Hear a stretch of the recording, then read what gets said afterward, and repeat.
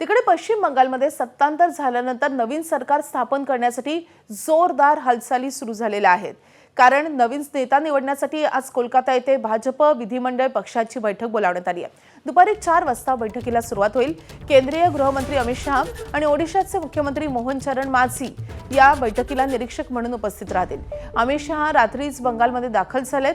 पश्चिम बंगालमधल्या नवीन सरकारचा शपथविधी सोहळा दुसऱ्या दिवशी म्हणजे उद्या 9 मे रोजी होणार आहे। शपथविधी सोहळ्याची जय्यत तयारी सुरू आहे। पंतप्रधान नरेंद्र मोदी यांच्यासह एनडीए शासित राज्यांचे मुख्यमंत्री, उपमुख्यमंत्री आणि केंद्र सरकारचे मंत्री आणि आघाडीचे वरिष्ठ नेते या शपथविधी सोहळ्याला उपस्थित राहतील।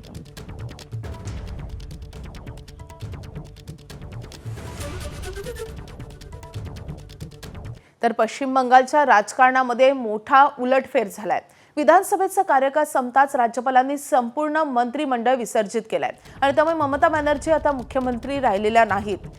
विधानसभा निवडणुकीत तृणमूल काँग्रेसचा दारुण पराभव झाल्यावर ममता बॅनर्जी यांनी राजीनामा देणार नसल्याची भूमिका घेतली होती आणि त्यामुळे पश्चिम बंगालमध्ये अभूतपूर्व पेच प्रसंग निर्माण झाला होता। या घटनात्मक पेचातून राज्यपालांनी मार्ग काढलाय। राज्यपाल RN रवी यांनी घटनात्मक प्रक्रिया वापरून संपूर्ण मंत्रिमंडळ बरखास्त केलंय आणि त्यामुळे पश्चिम बंगालच्या राजकारणातील ममता बॅनर्जी यांच्या सत्ता पर्वाचा अखेर शेवट झालाय।